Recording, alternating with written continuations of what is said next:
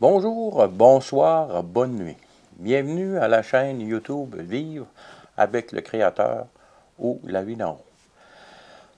Voici la 50e vidéo de cette chaîne dont le titre aujourd'hui est Heureux. Comme toujours, les passages de la Bible sont tirés de la version Louis II 1910. Avant de passer au sujet d'aujourd'hui, je veux revenir sur la vidéo numéro 48 intitulée La Nativité. Dans cette vidéo, j'amène une nouvelle approche au sujet de la saison de la naissance de Jésus. Dans cette même vidéo, j'avoue l'avoir préparée assez rapidement et c'est vrai. Ce facteur est selon moi important dans la conclusion qui y est présentée. Dans celle-ci, je pars du fait que le verset 26 du chapitre 1 de l'Évangile de Luc, du fait que l'annonce faite à Marie par l'ange Gabriel est dans le 6e mois de l'année du calendrier hébraïque. Alors qu'en fait, si on regarde bien au contexte, c'est dans le 6e mois de la grossesse de sa parente Élisabeth. Ce qui a contribué à mon erreur à ce niveau, c'est que j'ai lu ce texte dans la version Louis II 21 de la Bible, où il y a un gros titre en gras qui dit « Annonce de la naissance de Jésus » et que j'ai lu seulement qu'à partir du verset 26, qui commence alors en disant « Le 6e mois, l'ange Gabriel », etc., etc. Alors que si on lit à partir du verset 21 sans tenir compte du gros titre dans la version Louis II 21, nous avons le contexte correct tel que nous le trouvons dans la version Louis II 1910 que nous regardons ensemble. Allons à Luc 1, versets 21 à 27. Cependant, le peuple attendait Zacharie, s'étonnant de ce qu'il restait si longtemps dans le temple. Zacharie a fait son service de grand prêtre et il est allé offrir, puis il y a eu un ange qui lui a annoncé que sa femme allait devenir enceinte, qui était avancée en âge, qui était stérile. Dans son incrédulité, il est devenu muet jusqu'à la naissance de Jean le Baptiste. Donc, verset 22, continuons. Quand il sortit, il ne put leur parler, et ils comprirent qu'il avait eu une vision dans le temple. Il leur faisait des signes, et il resta muet. Lorsque ses jours, à lui, de service furent écoulés, il s'en alla chez lui. Quelque temps après, Élisabeth, sa femme, devint enceinte. Elle se cacha pendant 5 mois, disant, « C'est la grâce que le Seigneur m'a faite, quand il a jeté les yeux sur moi pour ôter mon opprobre parmi les hommes. » Au 6e mois, l'ange Gabriel fut envoyé par Dieu dans la ville de Galilée appelée Nazareth, auprès d'une vierge fiancée à un homme de la maison de David nommé Joseph. Le nom de la vierge était Marie. Lorsqu'on lit ce texte au complet, on comprend clairement que le 6e mois dont il est question ici, c'est le 6e mois de la grossesse d'Élisabeth, et non pas le 6e mois du calendrier hébraïque, comme j'ai incorrectement déduit en commençant à lire seulement qu'à partir du 27-26. Cela explique pourquoi je n'avais jamais compris ce verset, et avec raison, comme étant le 6e mois de l'année hébraïque auparavant, lors de mes lectures précédentes de ce texte de la Bible. En conclusion, l'information donnée dans la vidéo numéro 19 de cette chaîne, qui parle justement de la naissance de Jésus, à propos du temps de sa naissance, reste valide et demeure, selon moi, la plus probable. Je dois avouer que cet épisode de cette vidéo sur la nativité que j'ai faite à la course, parce que j'étais pressé par le temps et que je voulais... qui s'est additionné aussi aux problèmes techniques que j'ai eu à publier mes vidéos pour des bugs informatiques. Tout ça a fait que j'ai négligé la préparation de cette vidéo sur la nativité. Je l'ai fait pour être dans le temps, je l'ai fait dans des conditions incorrectes. Cela m'amène à me repentir parce que lorsqu'on traite de la parole de Dieu, c'est important de prier, méditer et d'aller vraiment chercher le cœur de Dieu lorsqu'on amène le sujet. Et ne pas se fier, comme j'ai fait, sur l'expérience de de la production de vidéos puis de la connaissance de la parole de Dieu que j'avais. Chaque vidéo doit être préparée avec humilité dans la prière et s'assurer que le message qui y est transmis vient vraiment de l'Esprit de Dieu, vraiment de la direction de l'Esprit de Dieu. Nous sommes des instruments dans ses mains. Reconnaissons-le, et sans lui, on ne peut rien faire de bon. Alors, je veux m'excuser pour cette vidéo que j'ai produite rapidement et je vous promets de faire attention à l'avenir. Cela étant dit, passons maintenant au sujet de la vidéo d'aujourd'hui. Selon vous, quel est le but qui unit tous les êtres humains sur cette terre? Peu importe leur âge, leur race, leur sexe, leur origine, leur nationalité, l'endroit où ils vivent, etc., etc., etc. C'est sans aucun doute le désir d'avoir une vie heureuse et bien remplie. Plus les humains avancent en âge, plus ils constatent que c'est un but bien difficile à atteindre, car la vie dans ce monde est ponctuée de douleur, de tristesse, de déception. Dans la Bible, nous trouvons plusieurs passages qui nous promettent d'être heureux sous certaines conditions. Aujourd'hui, nous en regardons quelques-uns et nous verrons quelles sont aussi ces conditions qu'on y retrouve. Première lecture aujourd'hui, allons dans Psaume 1, versets 1 à 6, c'est le psaume au complet. On peut lire, première parole, c'est clair, « Heureux l'homme qui ne marche pas selon le conseil des méchants, qui ne s'arrête pas sur la voie des pécheurs et qui ne s'assied pas en compagnie des moqueurs, mais qui trouve son plaisir dans la loi de l'Éternel et qui la médite jour et nuit. Il est comme un arbre planté près d'un courant d'eau, qui donne son fruit en sa saison et dont le feuillage ne se flétrit point. Tout ce qu'il fait lui réussit. Il n'en est pas ainsi des méchants. Ils sont comme la paille que le vent dissipe, c'est pourquoi les méchants ne résistent pas au jour du jugement, ni les pécheurs dans l'assemblée des justes. Car l'Éternel connaît la voie des justes, et la voie des pécheurs mène à la ruine. Ce que nous allons lire est clair et direct. Heureux l'homme qui ne marche pas selon le conseil des méchants et qui trouve son plaisir dans la loi de l'Éternel. Donc on voit ici que la bonté est une condition pour obtenir le bonheur et que la connaissance de l'Éternel est une des conditions pour connaître le bonheur. Même si ce passage est assez clair, il y en a d'autres dans la parole qui ne sont pas aussi évidents. C'est ce que nous retrouvons dans Matthieu 5, versets 1 à 12. Voyant la foule, Jésus monta sur la montagne et après qu'il se fut assis, ses disciples s'approchèrent de lui. Puis, ayant ouvert la bouche, il les enseigna et dit, « Heureux les pauvres en esprit, car le royaume des cieux est à eux. » Les pauvres en esprit, ça ne veut pas dire ceux qui ne comprennent pas, c'est ceux qui ne font pas confiance, ceux qui ne sont pas orgueilleux, c'est-à-dire qui ne font pas confiance dans leur propre capacité, mais qui font plus confiance au Seigneur dans leur vie, qui font plus confiance à leur Créateur, qui est la sagesse incarnée, et par son esprit qui peut nous diriger. Ce n'est pas nécessairement ceux-là qui ont peur de tout, c'est pas avoir peur ici, c'est de comprendre nos limitations et s'appuyer sur la puissance de Dieu pour réussir nos vies. Verset 4. Heureux les affligés, car ils seront consolés. Promesse. Est-ce qu'ils seront consolés dans leur affliction ou après? C'est sûrement après. Donc, être affligé sur cette terre est toujours possible. Même si la promesse aux affligés reste vraie d'être consolés un jour. Heureux les débonnaires, car ils hériteront de la terre. Les débonnaires, c'est ceux qui ont un bon cœur et qui pensent que tout le monde a un bon cœur comme eux. Et puis qui pardonnent facilement.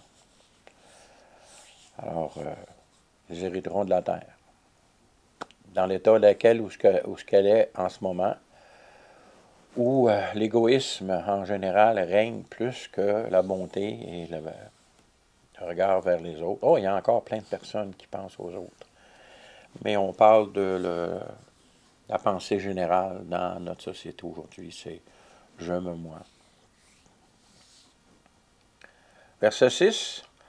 Heureux ceux qui ont faim et soif de la justice, car ils seront rassasiés. Dans tout ce qu'on vit aujourd'hui, on voit que obtenir justice est un combat de chaque instant. Alors que les injustices se multiplient sans qu'ils soient corrigés. Mais ils seront rassasiés, donc il y a un moment où ceux qui ont soif de justice auront la justice qu'ils veulent avoir. Ils seront rassasiés. Verset 7. Heureux les miséricordieux, car ils obtiendront miséricorde. C'est merveilleux cette promesse-là. Parce que ceux qui pardonnent facilement, un peu comme quand on a parlé des débonnaires, les miséricordieux, c'est ceux qui passent outre les défauts des autres facilement, tout en étant fidèles à la vérité, évidemment. Et ils obtiendront miséricorde de la part du Dieu miséricordieux.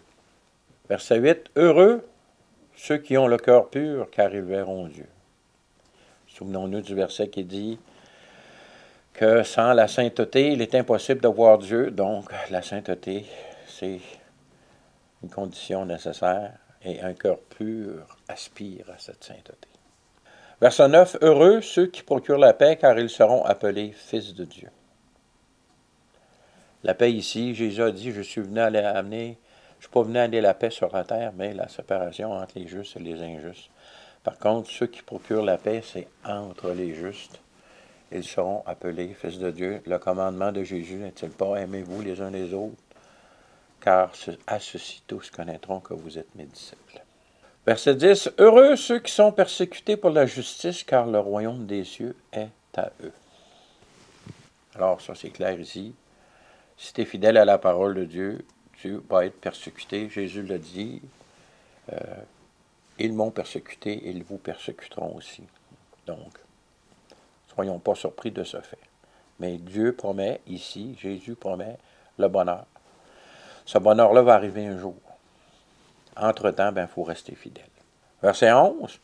Heureux serez-vous lorsqu'on vous outragera, qu'on vous persécutera, qu'on vous dira faussement de vous toutes sortes de mal à cause de moi. Encore là, ici, la fidélité à Jésus-Christ nous amène des fois des reproches qu'on ne mérite pas, donc qui sont injustes.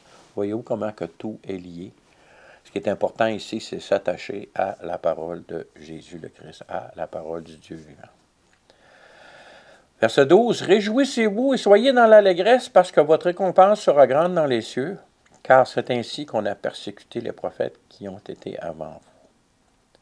On s'entend que se réjouir et être dans l'allégresse lorsqu'on est dans la persécution, on est dans le rejet, c'est pas toujours évident, mais c'est un encouragement, ce verset-là ici, pour ceux qui vivent ces choses, car un jour, le vrai bonheur, la vraie réjouissance de Dieu sera là, pour l'éternité en plus. Soyons persévérants. Voici maintenant une situation qui nous assure d'être heureux maintenant et pour l'éternité. Allons à Matthieu 16, versets 15 à 20, qui se lisent comme suit. Et vous, leur dit-il, qui dites-vous que je suis? Ici, c'est dans le contexte où Jésus pose la question à ses disciples. Simon-Pierre répondit, tu es le Christ, le Fils du Dieu vivant. Jésus, reprenant la parole, lui dit, tu es heureux, Simon, fils de Jonas, car ce ne sont pas la chair et le sang qui t'ont révélé cela, mais c'est mon Père qui est dans les cieux. Et moi, je te dis que tu es Pierre, que sur cette pierre je bâtirai mon église, et que les portes du séjour des morts ne prévaudront point contre elle. Je te donnerai les clés du royaume des cieux, et ce que tu lieras sur la terre sera lié dans les cieux. Ce que tu délieras sur la terre sera délié dans les cieux. Alors il recommanda aux disciples de ne dire à personne qu'il était le Christ. Verset 17 dit, tu es heureux, Simon, fils de Jonas, car ce ne sont pas la chair et le sang qui t'ont révélé cela, mais c'est mon Père qui est dans les cieux. On voit clairement ici que le bonheur de Pierre doit reposer sur le fait qu'il a eu une révélation directe venant du Père. Et que ce n'est pas à partir de connaissances intellectuelles ou d'enseignements de personnes extérieures à lui qu'il a eu cette connaissance. C'est vraiment le Père qui lui a inspiré. Donc, le bonheur vrai, essentiel, est dans la créature qui a une relation avec son Créateur. Ici, Pierre a eu une révélation directement du Père, qui est le Créateur. Donc Jésus est le Créateur. On comprend que la Trinité est inséparable tout en étant séparée. Sans comprendre ce fait, il faut croire la parole de Dieu. Parce que les dimensions de Dieu, l'univers de Dieu, sont au-delà de ce qu'on peut comprendre dans notre monde physique. Donc, reconnaissons la parole de Dieu comme vraie et reconnaissons la vérité de ces choses. Mais le bonheur ici est essentiellement dans la relation que la créature peut avoir avec son Créateur. Pour que cela soit possible, il a fallu que Jésus vienne, donc que Dieu vienne, prenne chair. Ça, c'est Dieu fait homme qui est venu, qui a payé le prix pour nos péchés, pour cette communion-là. Ici, le sacrifice n'était pas encore accompli, donc le Saint-Esprit ne pouvait pas venir habiter en Pierre maintenant, mais il pouvait lui inspirer, comme ce fut le cas tout au long de l'Ancien Testament, jusqu'à la réception de l'Esprit Saint dans l'Église, le jour de la Pentecôte suivant la résurrection de Jésus. Donc, le vrai bonheur prend sa source en ce que l'être humain peut avoir une communion avec son Créateur, une relation directe. On ne parle aucunement de religion ici, on parle d'un fait. Donc, lorsque Jésus dit au verset 18, « Et moi, je te dis que tu es Pierre, et que sur cette pierre, je bâtirai mon église, et que les portes du séjour des bords ne prévaudront point contre elle. » Il ne parle pas ici de la personne de Pierre. Il parle vraiment de cette communion possible entre l'humain et le seul Dieu vivant. Donc, ce n'est pas une question de religion ou de type de religion chrétienne. C'est vraiment une situation. C'est connaître une personne, connaître notre Créateur, connaître Jésus, Dieu fait homme. Il y a maintenant 41 ans que je donnais ma vie à Jésus le Christ. Et je dois avouer que je ne suis pas parfaitement heureux. Depuis que j'ai pris cette décision et jusqu'à maintenant, le parfait bonheur, j'ai eu des périodes de bonheur et je suis heureux parce que je sais que mon nom est écrit dans le livre de vie. Mais quand je regarde ma situation humaine, c'est pas le bonheur parfait. Il n'y a pas de situation parfaite. Il y a beaucoup de place à amélioration, surtout en ce moment dans mon cas. Mais je sais que le Seigneur est fidèle et qu'il a promis d'être heureux un jour, et ce jour arrivera. La promesse de Dieu est véridique, malgré tout, et elle sera pleinement accomplie à un moment, dans le temps, qui reste pour nous dans le futur. Entre-temps, notre Créateur nous appelle à vaincre par la puissance de son Esprit Saint, qui est dans chacun de ses enfants depuis la nouvelle naissance que chacun a vécue. On voit ça dans Apocalypse, dans les lettres aux églises. À chaque église, il y a une lettre et chaque lettre se termine par un appel à la victoire. Donc, pour l'Église, Apocalypse 2, versets 1 et verset 7 nous disent, 1, c'est écrit à l'ange de l'Église d'Éphèse, et verset 7 dit que celui qui a des oreilles entende ce que l'Esprit dit aux églises. À celui qui vaincra, je donnerai à manger de l'arbre de vie qui est dans le paradis de Dieu. Donc ici, remarquons au verset 27 que c'est écrit « Entends ce que l'Esprit dit aux églises ». Donc même si ici la lettre est écrite et adressée à l'Église d'Éphèse, ça veut dire que les autres églises doivent lire cette lettre et qu'elle s'applique à elles aussi. Elle s'applique aussi à nous, chaque individu qui font partie de l'Église. À celui qui vaincra, je donnerai à manger de l'arbre de vie qui est dans le paradis de Dieu. Donc, persévérance avec promesse au bout de la persévérance. Apocalypse 2, verset 8 et verset 11. Verset 8 dit « Écrit à l'ange de l'église de Smyrne ». Et la promesse de cette église est, au verset 11, que celui qui a des oreilles entende ce que l'Esprit dit aux églises. Celui qui vaincra n'aura pas à souffrir la seconde mort. pas d'étang de feu éternel pour ceux qui vaincront. Verset 12. Écrit à l'ange de l'église de Pergame, promesse à cette église, verset 17, toujours du chapitre 2, que celui qui a des oreilles entende ce que l'Esprit dit aux églises, à celui qui vaincra, je donnerai de la manne cachée, et je lui donnerai un caillou blanc. Et sur ce caillou est écrit un nom nouveau, que personne ne connaît, si ce n'est celui qui le reçoit. Chapitre 2, verset 18, écrit à l'ange de l'église de Thyatire. Versets 26, 27, 28, 29 nous disent, promesse à cette église de Thyatire, à celui qui vaincra, qui gardera jusqu'à la fin mes œuvres, je donnerai autorité sur les nations. Il les pètera avec une verge de fer, comme on brise les vases d'argile, ainsi que moi-même j'en ai reçu le pouvoir de mon Père. Et je lui donnerai l'étoile du matin. Que celui qui a des oreilles entende ce que l'Esprit dit aux églises. Donc on voit ici que c'est toujours ce que l'Esprit dit aux églises qui est répété constamment, et que les promesses s'accumulent. Donc, toutes ces promesses s'appliquent à toutes les églises. Mais chaque promesse est attribuée à une église en particulier parce que chaque église vit des choses particulières. Mais chacune des promesses, parce que, oui, ces églises-là représentent des églises dans le temps, représentent la situation des églises locales qu'on peut rencontrer, mais elles représentent aussi des périodes dans la vie de chaque enfant de Dieu qui peuvent arriver. Donc, ces promesses-là sont toujours bonnes, sont toujours applicables.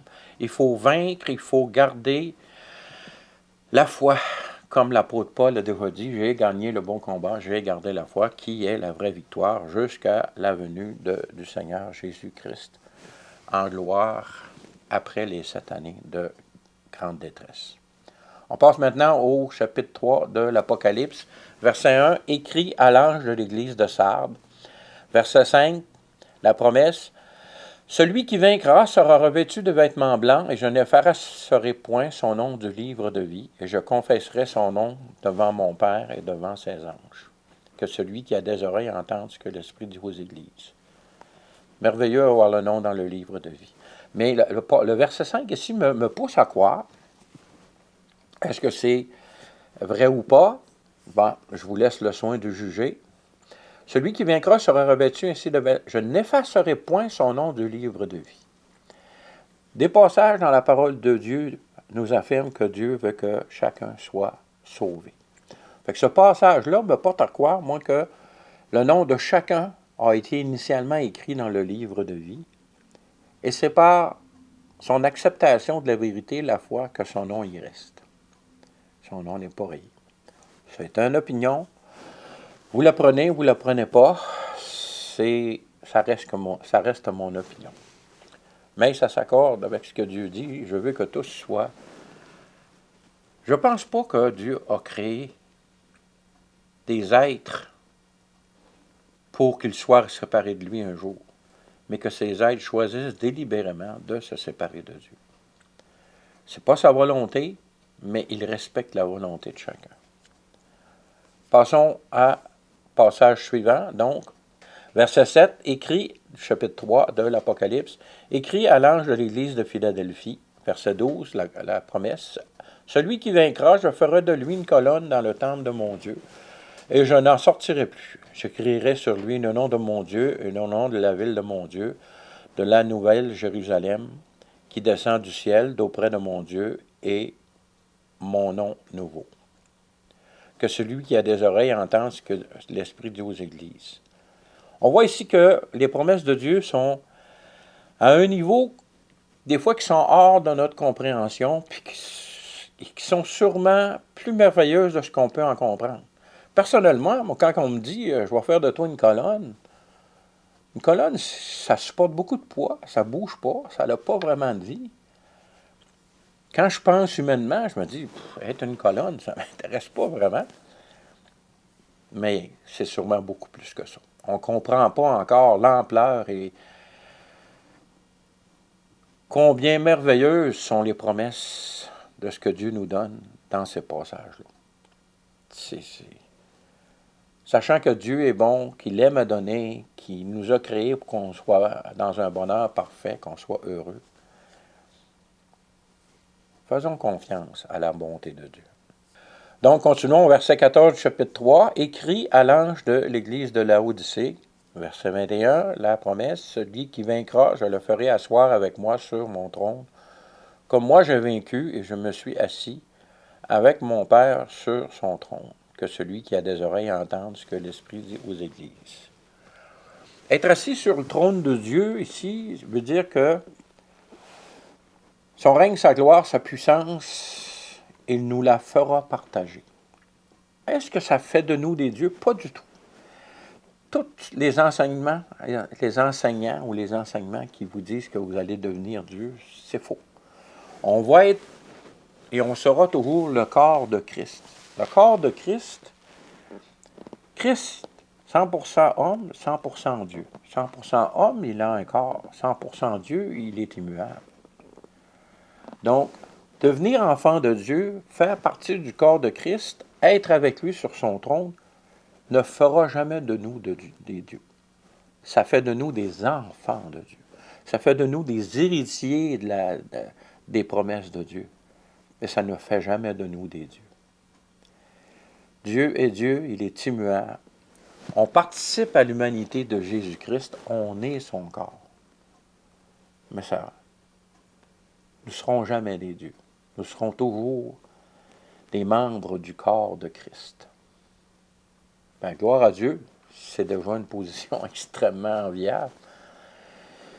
C'est la façon d'être le plus près possible de Dieu, le corps de Christ.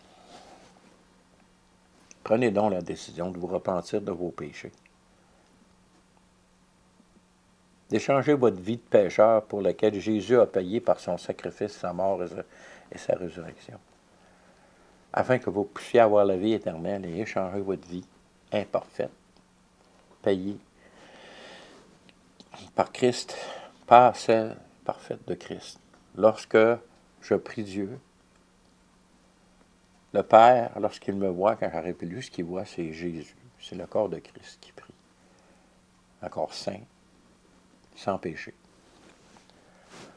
Merci Seigneur pour ton amour merveilleux exprimé par tes actions, pas juste par des paroles, mais par des actions. Donc, nous devons vaincre.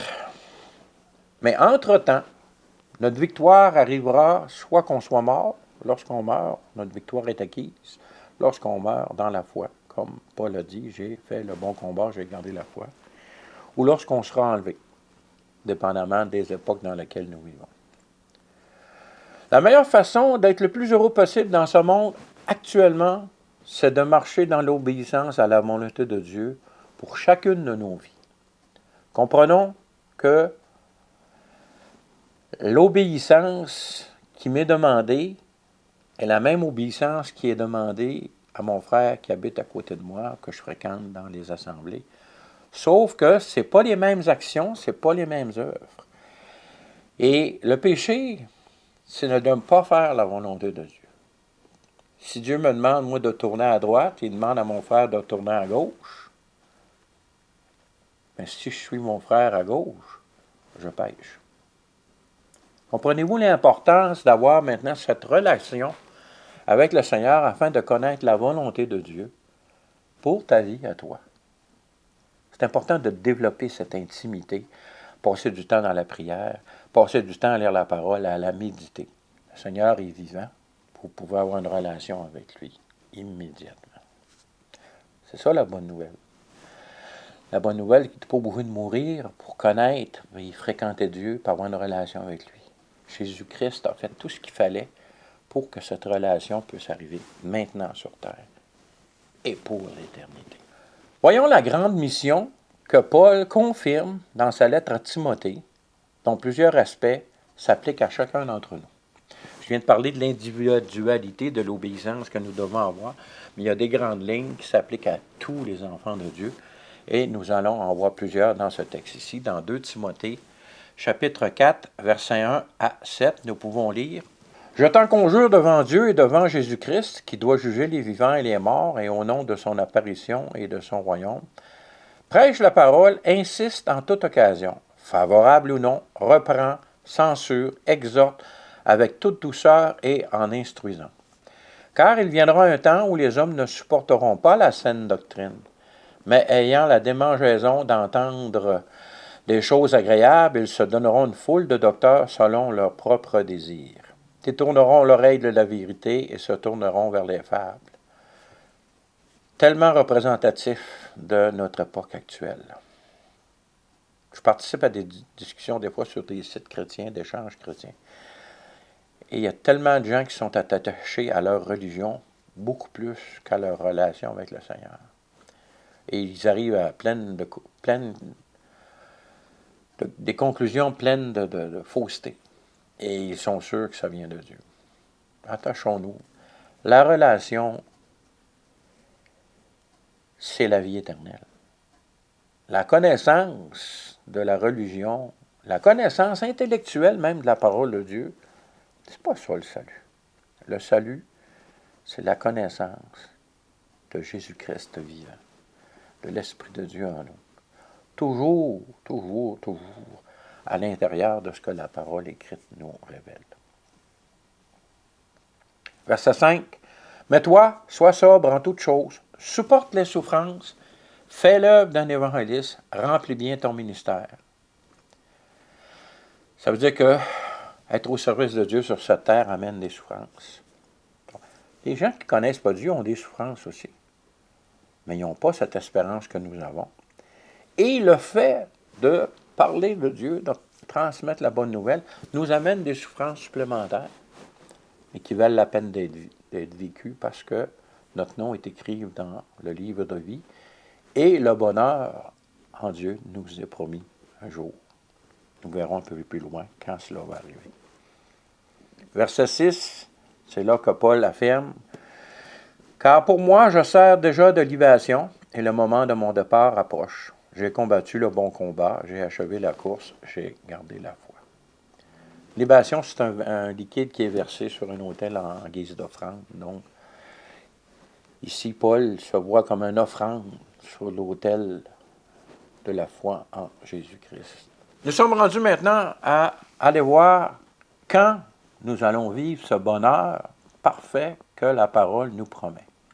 Voyons d'abord un texte dans Apocalypse 7, versets 13 à 17. « Et l'un des vieillards prit la parole et me dit, « Ceux qui sont revêtus de robes blanches, qui sont-ils et d'où sont-ils venus? » Je lui dis, « Mon Seigneur, tu le sais. » Et il me dit, « Ce sont ceux qui viennent de la grande tribulation, ils ont lavé leurs robes et ils les ont blanchis dans le sang de l'agneau.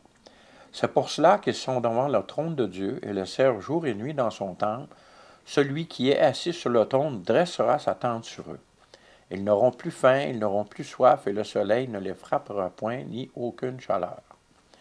Car l'agneau est au milieu du trône, qui est au milieu du trône, les paîtra et les conduira aux sources des eaux de la vie, et Dieu essuiera toute larme dans leurs yeux. » Notez, ce texte ici est après le début des tribulations, donc beaucoup de massacres ont été faits par les gens de la terre envers ceux qui confessent et qui proclament la vérité de Jésus le Christ.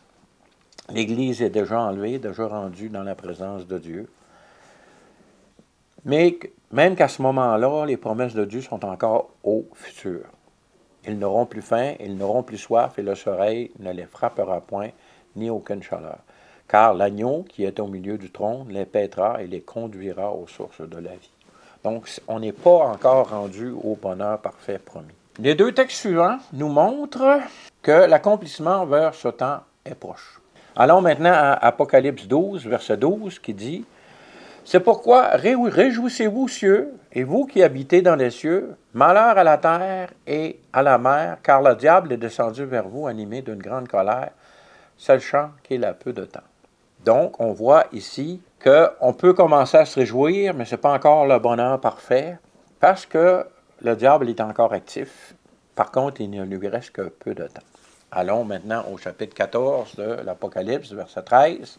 « Et j'ai entendu du ciel une voix forte qui disait, « Écris, heureux dès à présent les morts qui meurent dans le Seigneur, oui, dit l'Esprit, afin qu'ils se reposent de leurs travaux, car leurs œuvres les suivent. » Il dit, heureux ici ceux qui sont morts, car leurs œuvres les suivent.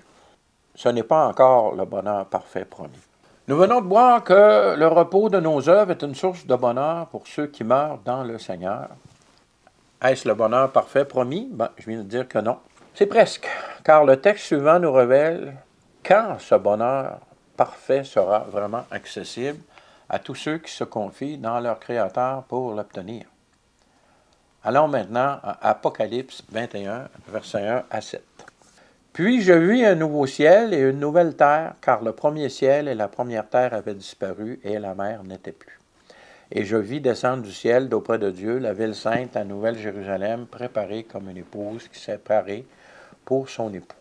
Et j'entendis du trône une voix forte qui disait, « Voici le tabernacle de Dieu avec les hommes, il habitera avec eux, ils seront son peuple, et Dieu lui-même sera avec eux.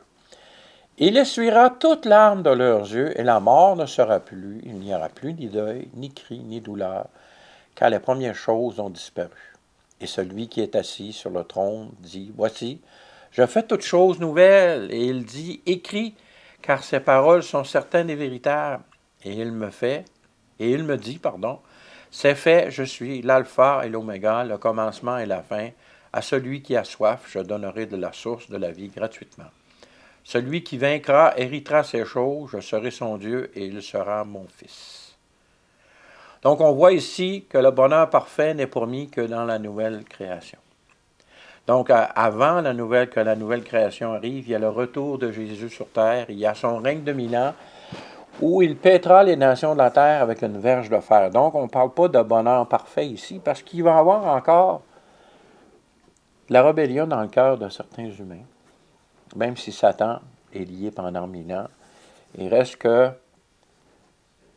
il y a encore des gens qui... il va y avoir des choses imparfaites. La preuve, lorsque Satan est relâché, après les 1000 ans, beaucoup de personnes, la Bible ne nous dit pas combien, mais c'est des foules et des foules qui se rebellent puis ils partent en guerre contre le camp des saints où Jésus règne sur la terre.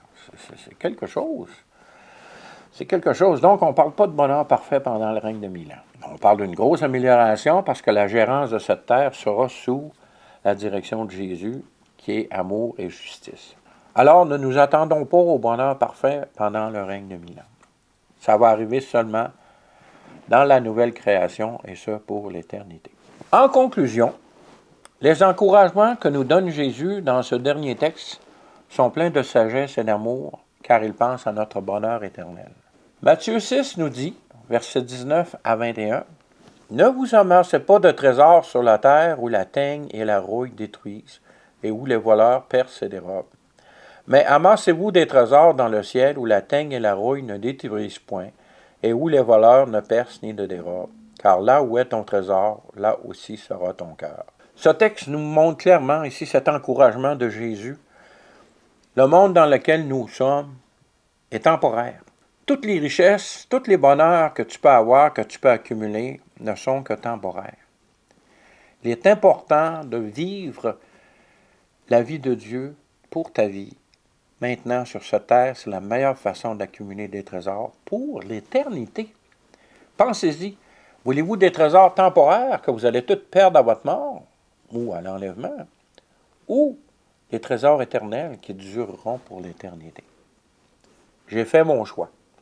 Avez-vous fait le vôtre? Faites le bon choix. Voilà pourquoi je prie que ce soit votre façon de vivre à partir de maintenant, à ceux qui écoutent cette vidéo.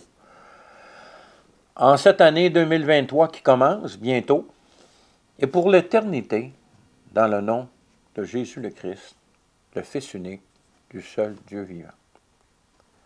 Bonne année 2023 à tous. Soyez bénis, à la prochaine, si Dieu le veut.